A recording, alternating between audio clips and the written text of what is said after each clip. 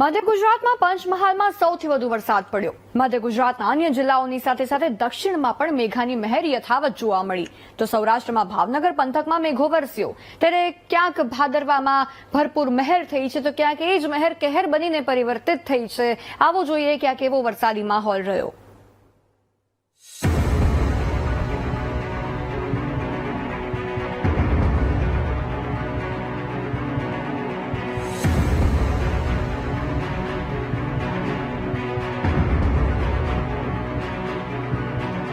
ભાદરવામાં મેઘાએ ધબધબાટી બોલાવવાનું શરૂ કરી દીધું છે, જેમાં આજે ઉત્તર મધ્ય અને દક્ષિણ ગુજરાતમાં મુશળધાર વરસાદ વરસ્યો। આ દ્રશ્યો મહીસાગર જિલ્લાના સંતરામપુર તાલુકાના છે। બપોર પછી સંતરામપુરમાં કાળા ડિબાંગ વાદળો અને વીજળીના કડાકા ભડાકા સાથે મેઘો તૂટી પડ્યો હતો। માત્ર 1 કલાકમાં તો સંતરામપુરને પાણી પાણી કરી નાખ્યું। શહેરના રસ્તાઓ પરથી ઢીંચણસમા પાણી વહેતા થયા હતા તો ગ્રામ્ય પંથકમાં પણ મેઘાની મહેર જામતા ધરતીપુત્રોમાં ખુશીની લાગણી છવાઈ હતી। મહીસાગરના બાલાસિનોરમાં પણ વરસાદી માહોલ જામ્યો હતો।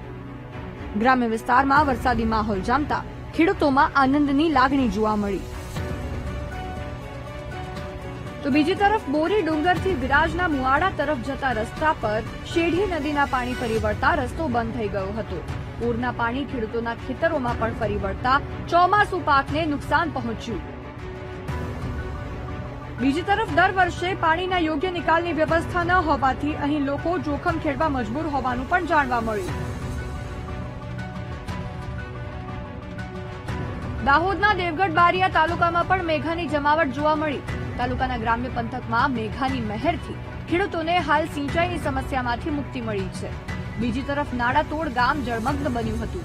ગામની ફરતે પૂરના પાણી ફરી વળતા તમામ રસ્તાઓ બંધ થઈ જતા ગામ સંપર્ક વિહોણું બન્યું।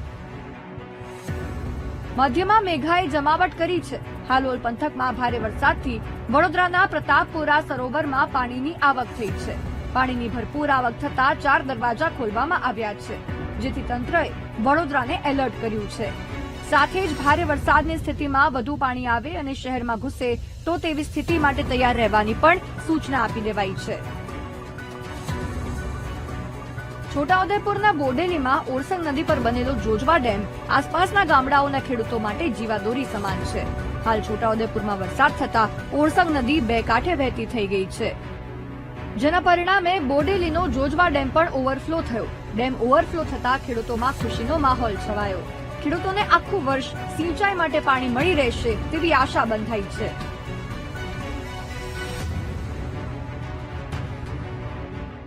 ગાયકવાડ સરકાર જે હતી તે વખતે આ જોજવા આળ બંધાયેલો, તે વખતે પાણીની સમસ્યા હતી, તે વખતે પાણીની સમસ્યા દૂર થઈ ગઈ। અત્યાર સુધી આસપાસના ખેડૂતોને પાણીની ફૂલ સગવડ મળે છે। દર વર્ષે ઓરસંગ માતા 4-5 ફેરા ઉભરીને આવે જ છે, એટલે અમારા ખેડૂતોને આની અંદર પાણી આવવાથી ખુશીનો માહોલ આવી ગયો। વરસાદી માહોલમાં નદી કાંઠાથી દૂર રહેવું જોઈએ આ વાત લોકોને સમજાતી નથી અને જીવ જોખમમાં મૂકે છે। આવું જ કંઈક તાપીના સોનગઢમાં બન્યું। સોનગઢ નજીક દોણ ગામે ગૌમુખ મંદિરે ફરવા ગયેલી 3 મહિલાઓ ધસમસતા પાણીના પ્રવાહમાં તણાઈ હતી।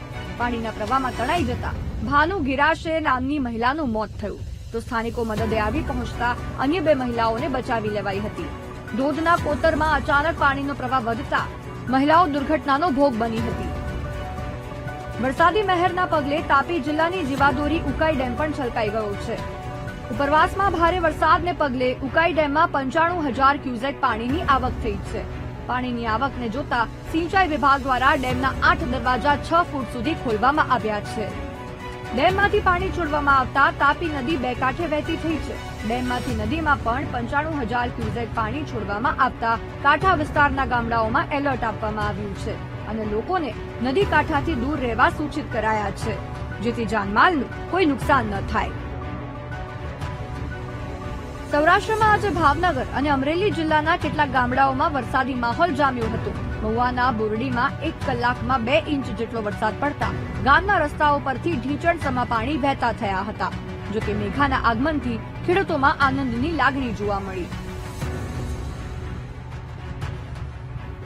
આ તરફ મહુવાના તરેડ ગામ અને આસપાસના ગ્રામ્ય વિસ્તારોમાં મેઘાની મહેરના કારણે તરેડ ગામમાંથી નીકળતા વોકડામાં પૂર આવ્યું હતું.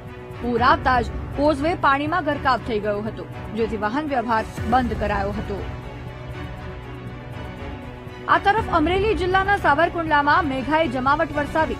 ગ્રામ્ય વિસ્તારમાં વરસાદી માહોલથી વાયા બોકડામાં પૂર આવ્યા હતા. સાવરકુંડલાના ગધક ગામમાંથી નીકળતા વોકડામાં પૂર આવ્યા હતા. હાલ રાજ્ય પર 3 સિસ્ટમ સક્રિય છે. તેવામાં આગામી 5 દિવસમાં સૌરાષ્ટ્રના તમામ જિલ્લાઓમાં પણ મેઘાની અનરાધાર મહેર વરસી શકે છે. Bureau report, VTV news.